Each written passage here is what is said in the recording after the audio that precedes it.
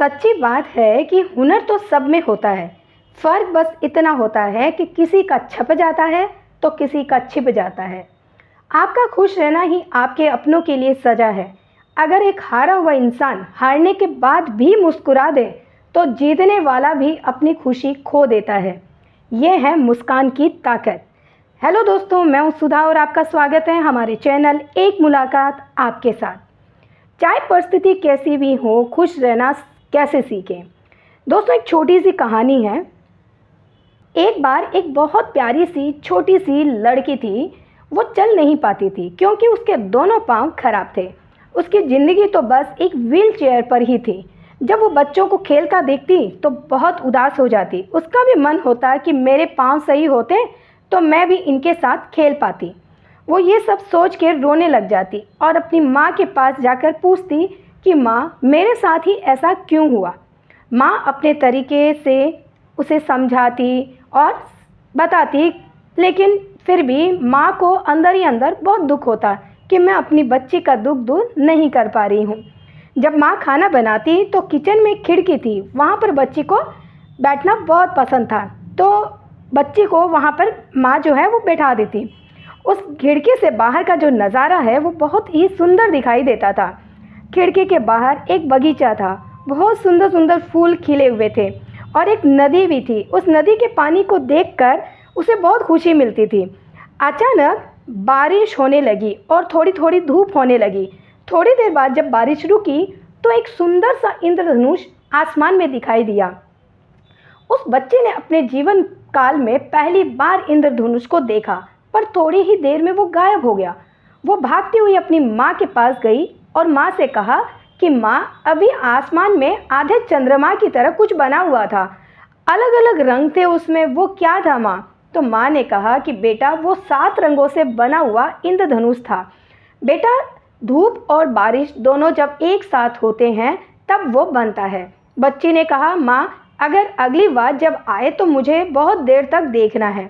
माँ ने कहा, बेटा, इंद्रधनुष थोड़े समय के लिए ही रहता है। लेकिन फिर भी माँ ने कहा, ठीक है बेटा।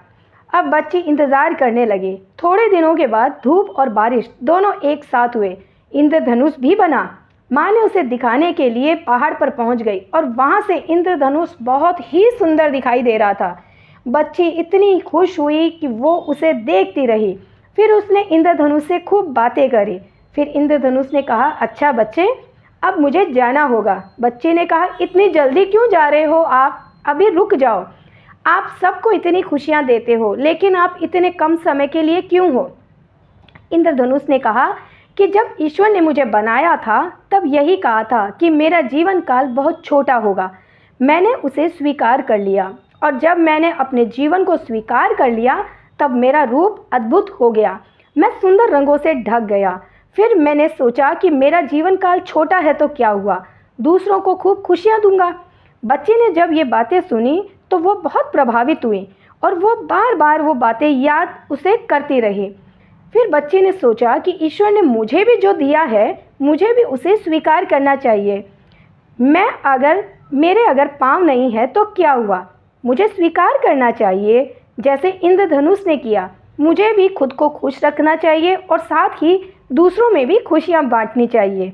फिर वो बच्ची सबके साथ खेलती रही और अब वो दुखी नहीं रहती थी क्योंकि उसने अपने जीवन को हर रूप में स्वीकार कर लिया था। दोस्तों, ये कहानी छोटी सी है उस बच्ची की, लेकिन वो हमें समझाती है कि जीवन की परिस्थितियाँ भी लॉटरी की तरह होती है। किसी की लगती है तो किसी की नहीं लगती, किसी की 10,000 लगती है तो किसी की 10 लाख। और कुछ तो लोग हमेशा ठीक रहते हैं और कुछ लोग हमेशा बीमार रहते हैं।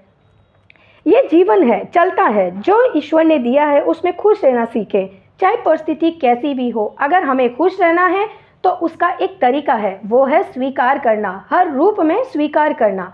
जिन परिस्थितियों को हम बदल सकते हैं उन्हें बदल डालिए, लेकिन जिन परिस्थितियों को बदला नहीं जा सकता उन्हें स्वीकार कर लें, क्योंकि या तो आप हंसकर ज़िंदगी गुजार सकते हैं या रोकर। तो सही यही होगा कि खुद को भी खुश रखें और दूसरों को भी खुशियाँ दें, उस इंद्रधनुष की तरह।